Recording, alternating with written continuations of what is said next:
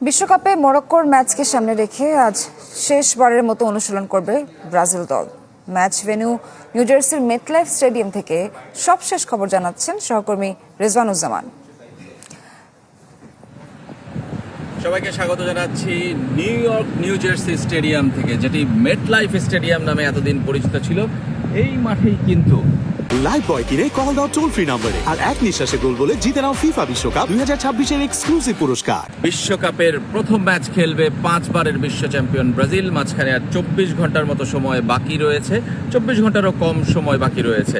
New ইয়র্কে এই মুহূর্তে আসলে সন্ধ্যা, কিন্তু বাংলাদেশে ভোর হয়ে গেছে। আগামীকাল ভোরে কিন্তু এই সময় ম্যাচ শেষ হয়ে যাবে, অর্থাৎ আগামীকাল নিউ ইয়র্ক সময় সকালে কিন্তু ব্রাজিল দল অনুশীলন করবে। ব্রাজিলের বেস ক্যাম্প এই নিউ জার্সি স্টেটেই।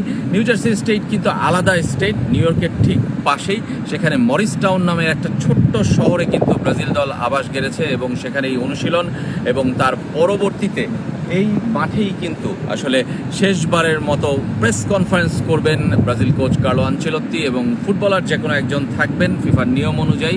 এর পরবর্তীতে মরক্কো দলের অনুশীলন এবং প্রেস কনফারেন্সও কিন্তু হবে। মরক্কো কিন্তু এই শহরেই কিন্তু আবাস গেড়েছে এবং তার পরবর্তীতে এখানেই তারা প্রেস কনফারেন্স করবে এবং শেষবারের মতো প্রথম ম্যাচ নামার আগে আসলে তাদের বক্তব্যগুলো তুলে ধরবে। এবং ব্রাজিল মরক্কো ম্যাচ কিন্তু এবারে বিশ্বকাপের প্রথম বিগ ম্যাচ বলা হচ্ছে, কারণ মরক্কোর কথা নিশ্চয়ই মনে আছে, গতবারের সেমিফাইনালিস্ট তারা দারুণ খেলে কিন্তু বিশ্বকে চমকে দিয়েছিল।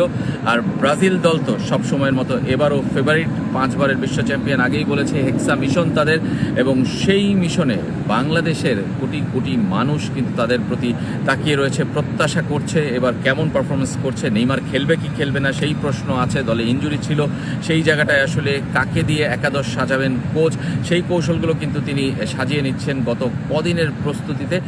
রেজওয়ানুজ্জামান, চ্যানেল 24, নিউ জার্সি, যুক্তরাষ্ট্র।